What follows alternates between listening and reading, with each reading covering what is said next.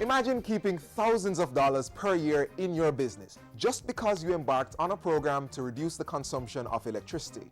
One could expand the business, upgrade the equipment, and even hire more people.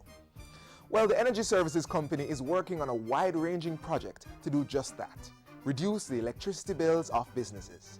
Stick around for the details. And it's National Tree Planting Day. Our small people will remind us of the importance of trees.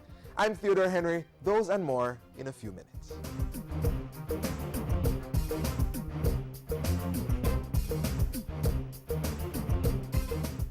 Householders, business people, school administrators, protect yourself and your children from the chikungunya virus. Be on the alert. Help control the mosquito population.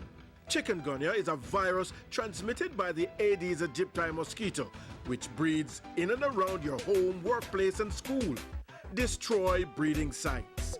Empty old tires and all other containers where water can settle. Bore holes in old cans. Cover water drums and garbage cans.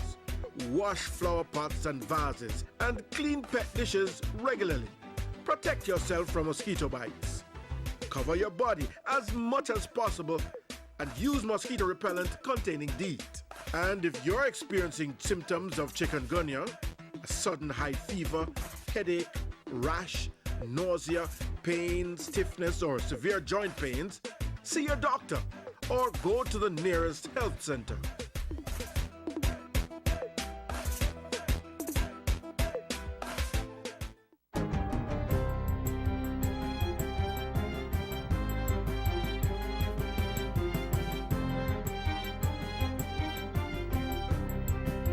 Good day, I'm Carrie Ann Smith, and this is your GIS News for Friday, October 3.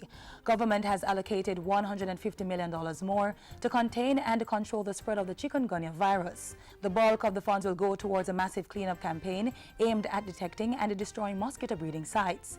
Government's response came out of a technical meeting of the island's National Emergency Response Team at Jamaica House Thursday. Chairman Prime Minister Portia Simpson Miller called on the team to be thorough and consistent in the planning, implementation, and public communication of the ongoing national response. For her part, the Prime Minister will be leading a Chick V cleanup campaign in her Southwest St. Andrew constituency on Saturday. Mrs. Simpson Miller and community members will be joined by a team from Digicel, ODPEM, NSWMA, the Ministry of Local Government, and the KSAC. Meanwhile, Jamaica is getting assistance from the Pan American Health Organization, PAHO, to prevent and prepare for any possible introduction of Ebola in the island. This comes against the background of the present Ebola outbreak in West Africa and the recently confirmed case in the United States. The Health Ministry's acting permanent secretary, Dr. Kevin Harvey, is in Washington, D.C. attending the PAHO Directing Council meeting where he's been discussing the partnership. Among other things, PAHO has confirmed that it will provide personal protection equipment, PPEs, and gears for healthcare workers. Dr. Harvey says there is also dialogue with the United States government for the provision of additional PPEs. He points out that Jamaica already has some in stock and procurement has been fast-tracked to acquire additional numbers. PAHO, meanwhile, is also providing guidelines on the collection, storage, and transportation of any Ebola sample to the United States Centers for Disease Control or the Canadian Public Health Agency. The parties have also discussed the provision of protocols and strengthening detection at points of entry and for accident and emergency departments, which are the areas a potential case will most likely present. Prime Minister Portia Simpson Miller is affirming government's commitment to the economic empowerment of women and to systematically expose and correct gender disparities and inequality. The Prime Minister was addressing an International Monetary Fund IMF seminar on women, work, and the Jamaican economy held on Tuesday at the Jamaica Conference Center. The Jamaican government is committed to gender equity and has put in place policies and legislation that foster greater participation of women in the country's economic life. The recent launch of government's MSME and entrepreneurship policy specifically addresses the issue of gender. In an effort to garner more revenue from the sport industry, a Jamaica Sport program has been launched. The Ministries of Sport and Tourism and Entertainment have joined forces for the program, which will seek to implement a major sport attraction initiative for which Jamaica has a strong brand globally. The Ministry of Tourism is committed to ensure that all areas that complement our growing tourism industry are tapped to reap maximum benefits. This forms part of our ongoing efforts to diversify the tourism product. The Tourism Enhancement Fund is financing the program. At the launch, Sport Minister Natalie Nita Headley said the foundation had been laid for the hosting of international sport events in Jamaica. The guidelines for hosting international events are clearly defined. They are now before the National Sport Council for ratification. These guidelines will form the basis of how we operate jointly in seeking to attract international events. The Jamaica Sport Committee includes representatives of the JTB, JAMPRO, FIFA, and other government and private individuals. Close to 100 students from the Area 4 Police Division in Kingston and St. Andrew have received scholarships and bursaries totaling $1.4 million. This was made possible through the Education Trust Fund being operated by the Area 4 Police Civic Committee in partnership with a number of public and private sector sponsors. Under the program, needy students in the 12 to 18 age group receive scholarships and bursaries to prevent them from dropping out of high school and to contribute to the country's crime problem. Crime is not the problem. Crime is a symptom of deeper problems.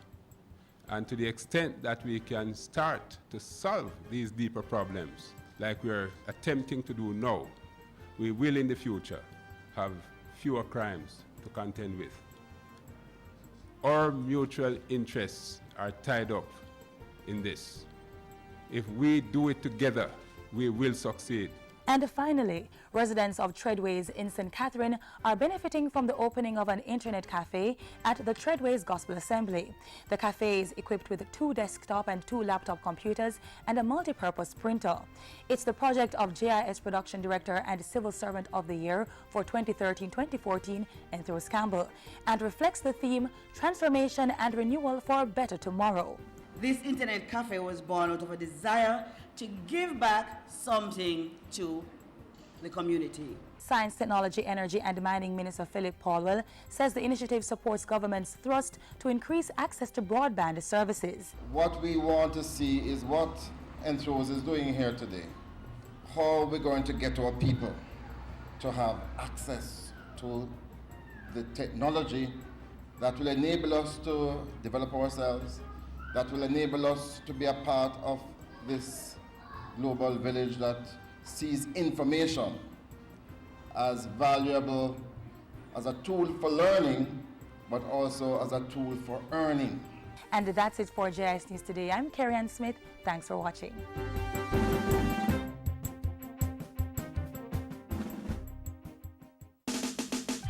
Jamaicans from all walks of life. We must save energy and help the Jamaican economy. Energy saving, we say. To that.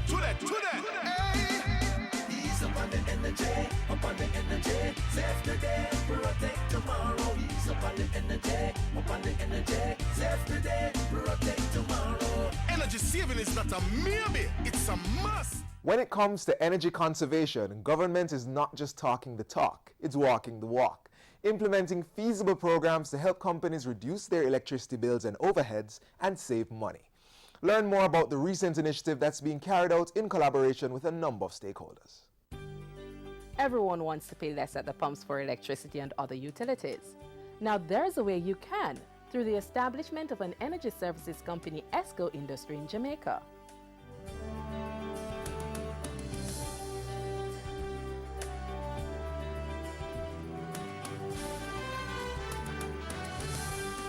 ESCO is a particular type of contracting mechanism that it is used by energy companies.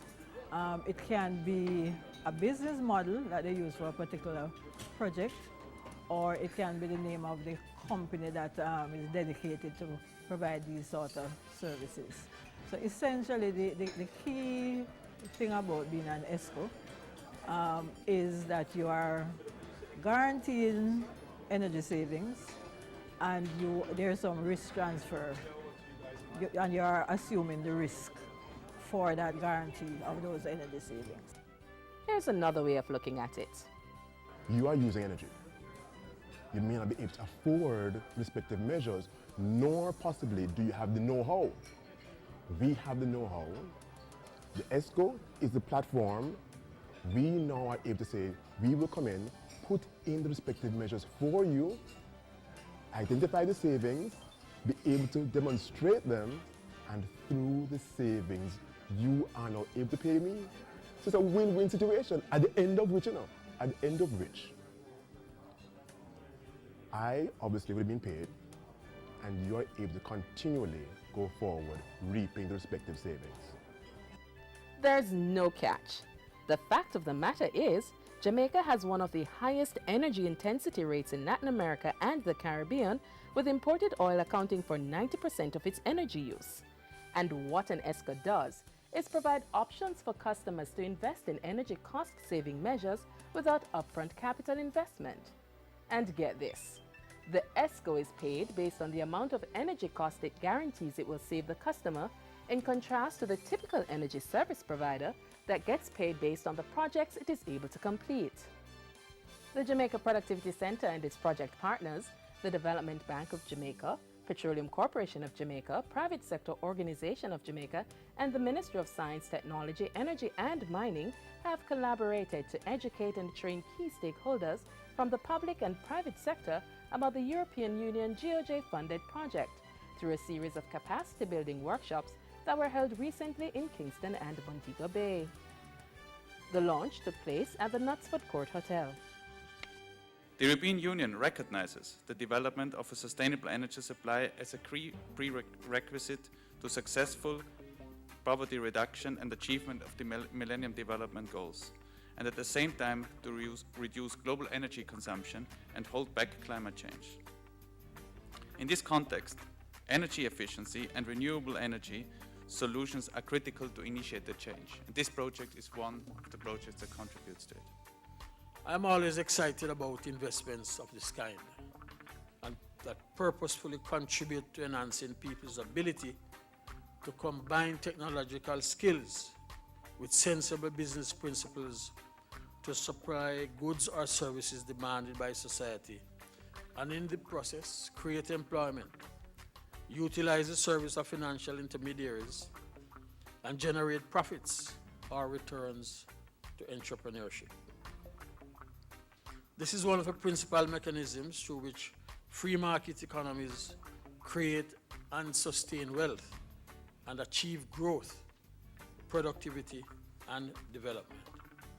This emerging ESCO industry worldwide affords various actors, government, private sector, individuals, just about everybody who wishes to invest in energy conservation efficiency can have an opportunity to do so without having to be burdened by the initial capital outlay, which is so much a problem. We remain committed to any project that will reduce energy expenditure and reduce business viability, that will create jobs, that will create public and private efficiencies. We are absolutely excited about this continuing partnership with JPC as well as the other project partners. And we are expecting sustainable, long-term value from the staging of this capacity building workshop, as well as all the critical components of this project. Potential savings from the establishment of an ESCO in Jamaica is said to be in the billions.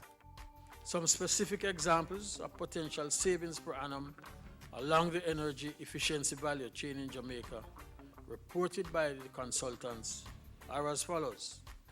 Oil refinery upgrade could see potential savings of some US $370 million per annum. Power generation could see a potential savings of some US $286 million per annum. Industry could see potential savings of some $212 million US per annum. Transportation, both road and rail, could see potential savings of some US $120 million per annum. Residential customers could see potential savings of some $97 million per annum. The bauxite industry could also see potential savings of some US $75 million per annum. And the public sector could see potential savings of some US $23 million per annum. It has been reported, too, that a 4.7% per annum reduction target for electricity consumption in the public sector is quite realistic. The workshops, aimed at building the technical and non-technical capacity of all players in the industry, were conducted by German firm Berliner Energy Agency. The sessions were highly interactive. You know, there's something that come around in life at times, and you're saying like, wow, right time, right program, right location. For them to have done this at this point in time is just simply excellent. We all know where we stand as a nation as regards energy. We all are asking for solutions. But now, with the Jamaica Productive Center, with the Bank of Jamaica, they are now combining forces at this particular point in time to bring what is desperately needed from the Jamaican marketplace. This workshop is really welcome. I think at this moment, at this juncture in Jamaica's history, in Jamaica's period that we're going through, you know, empowering others or empowering entrepreneurs or persons who are business-minded, that there is a market out there that if you have energy management know-how, you can actually develop an industry, a service industry, and you can actually make a lot of money from it, because in Jamaica, with our high energy costs, it can be very lucrative. And so for the sponsors and for those who have partnered to develop this workshop, I say thank you, and it has been very good. Expect more from the ESCO project. There's the development of tertiary and professional courses that will lead to certification and an awareness-building marketing program to come on stream. Also, with respect to the institutional and regulatory framework, we'll be working with, we have a sort of matrix of the key institutions and the different sort of services that they are required to provide to build the industry. So our next big activity is also to be working, negotiating with these institutions and to get the whole thing institutionalized. For more information on the ESCO project, contact the Jamaica Productivity Center at 922-1598 or 948-6168. You may also visit their website, jpc.com.jm.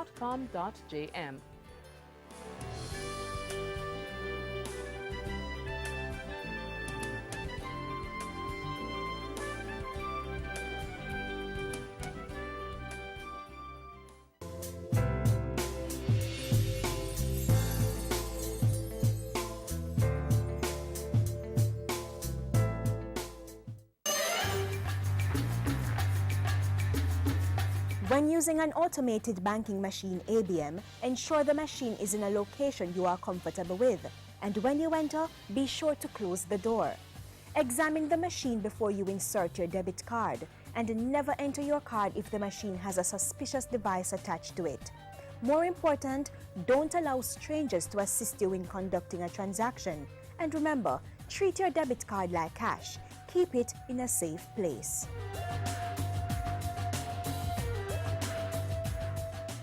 Shifting gears now to focus on another aspect of work life, protecting your business. Whether it's shipping or retail, it's not enough to equip your business with the latest technology to store data and carry out other functions. You also have a duty to ensure that the information captured is safe. One way of doing that is to protect your software. Find out how next. Protecting your business goes far beyond securing the physical structure. It involves more than just securing goods and other assets inside the building. In this day and information age, locking your doors and hiring security personnel alone won't cut it. If you're like most businesses today, using electronic databases, doing e-commerce, an invasion by unauthorized persons could put a temporary or permanent halt to your business. We all know what happens if when a breach happens, and sometimes you can never recover. It destroys life, information is compromised, or information is destroyed. Today, we're talking about software protection and providing you with the information you need to better protect sensitive data.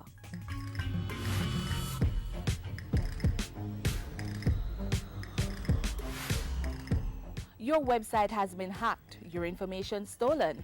You immediately think it's a weakness in your network. But according to research from the U.S. National Institute of Standards, 92% of all security breaches occur because of application or software vulnerabilities and not network vulnerability. In simple terms, here's what that means. This is your data. This is the application or software used to protect it. This is your network that is used to coordinate and carry out activities. And this is your business. Now, experts say your data becomes exposed when unauthorized persons or hackers get past your network and reach your software system. Take, for example, a bank. And if this bank, who we entrust with our confidential information, coming through the front door of the bank, certainly need to protect that. Getting past the teller, certainly need to protect that. But imagine now you get the information about you and I. This is the area we are concentrating on. And rightly so, because this level of breach and exposure of not only customers' private information, but information on the operation of your business can potentially cost you revenue, lead to a bad reputation, and loss of confidence. Having a well-secured software system then is a must. The best way to get the process started and achieve tangible results is to construct a security gate. This is an added reinforcement around your software, making it harder for intruders to get in. There are some key building blocks that you need to have in your program suite to ensure that person does not get access to your programs and be able to easily manipulate them. And those are really stringent programming steps. This gate will give you a true test of the strength of your security measures. It will also highlight security threats before they happen. Program developers play a critical role in the setup of software systems, and experts tell us that their job is not to focus solely on the usability, so proper training is important. A big part of our educational process here is to kind of shatter those assumptions and get an orientation towards thinking about how an attacker thinks. They have a completely different view of the applications. Their view is completely different. They're looking not for functionality, but for vulnerabilities. At a recent government-endorsed secure software development lifecycle training seminar, young professionals were brought up to speed with global and national threats and how to incorporate advanced technology in their applications. It's important at all times as ICT professionals that you always upgrade the skills that you have and you ensure that you are at the cutting edge in terms of not just local developments but global developments. And certainly in an industry which changes as rapidly as this one does, it is even more important to be at the forefront of the industry. Seminar participants were also given a refresher on the dangers of complacency, the risks for businesses and individuals who relax and think their network is safe. Let me give you a really good example. The most common password used today is password. The second most common password is 123456. And so as a developer, if you assume that somebody's password is secure and yet you've got a significant portion of your users using the same password, i.e. password, then that provides an open door for an attacker to use those accounts to attack your system. The internet has revolutionized how we operate in the world, right? And what it has done is that bad and good. It has created all this window of opportunities and a window to your business. But what it allows easily now is someone to come to your website and to gain access from that website to your core business software that run in the business.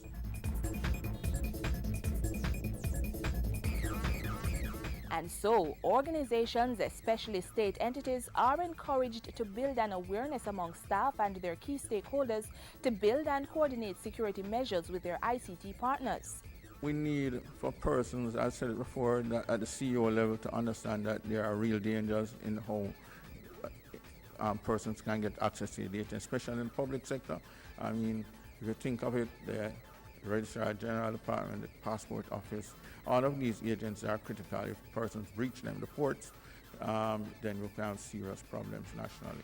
And we need to have a heightened awareness of all the possibilities of danger that is out there. With this in mind, government has taken steps to amend the Cybercrimes Act to include harsher punishment and make provisions for offenses that are similar to cybercrimes. In addition to that, we have established a cybercrimes task force, which is comprised of both government and private sector players. We are working with the International Telecoms Union to establish a cyber emergency response team. With government playing its part, it's now up to you to ensure that you constantly evaluate your software security and create a plan for long-term protection. Don't be caught napping. Get software security conscious. Protect your business.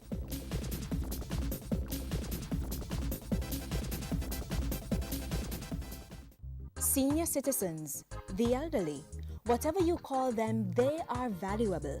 A group of precious individuals who have laid the foundation for future generations. Treasure them, respect them, show them love and kindness, care for them, sit with them and listen to the stories of yesteryears, learn from their experiences. Or senior citizens, important assets to the Jamaican society. As we mentioned earlier, today, October 3, is being observed as National Tree Planting Day. This year's theme is Adapting to Climate Change, Secure Our Future, Plant a Tree Today. The Jamaica Information Service is doing just that. Check out this recent tree planting initiative with the small people. Leave the trees and let them bleed. Lord, Lord, can you see? The tree, you see the tree. The tree is the center to it. The tree is the lung of Mother Earth. You have to plant it, bring on the dirt. See the tree, you see the tree. The tree is the center to it. Trees are no doubt critical to the survival of the world. Without them, we would all literally die. In fact, it was Mahatma Gandhi who said, "What we are doing to the forest of the world is but a mirror reflection of what we are doing to ourselves and to one another." The Jamaica Information Service, in partnership with the Forestry Department, decided to play its part in educating our children, and in May, embarked on a tree planting initiative amongst our nation's students. 4 schools were selected to participate in this initiative: Harborview, Padmore, Bridgeport, and Nagahead Primary. We didn't want to do the regular, having children come into voice programs or write programs specifically for children. We wanted to get them integrated into the future because they are the future. We know that environment or topics relating to the environment, they are a big thing these days. Climate change, how that affects rainfall and all of that, and the importance of trees. It's good to plant trees. Why? Because God loves trees. God loves, of course he loves trees. Somebody else who wants to tell me? I'm gonna get the drummer, then I'm gonna get her. Because when you plant trees, you can eat from it, and you can get food from it, and you can do much things from it. The trees were provided by the Forestry Department. Our mandate is to increase forest cover by 2% over the next 10 years.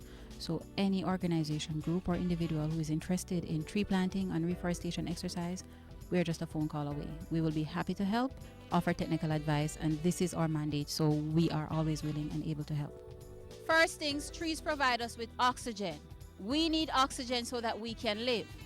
And we provide the trees with the carbon dioxide because the trees need carbon dioxide so that they can live. Did you know, in a year, an average tree can remove 1 ton of carbon dioxide from the air? Trees are a source of medicinal drugs. Trees increase the beauty of our surrounding. Indeed, the students learned a wealth of knowledge. It also helps the children to know about the importance of the trees that they are surrounded by, and how it is important for them to actually be a part of planting trees and ensuring that persons keep the forests around them safe. We think it's very important because the younger we get them, the better it is, because we are trying to encourage the new generation to be more aware of the environment, to be more environmentally conscious, right? And this, we think, is part of the thrust. Valuable lessons not only for our children, but indeed all of us.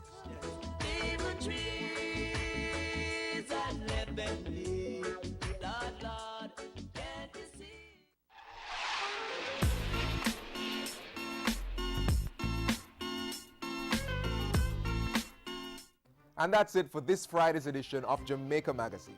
Do remember to view our features at jis.gov.jm. Follow us on Twitter at JIS News and send your feedback to Jamaica Magazine at jis.gov.jm. I'm Theodore Henry, and this has been Jamaica Magazine. Another program comes your way tomorrow. Take care. Thanks for watching.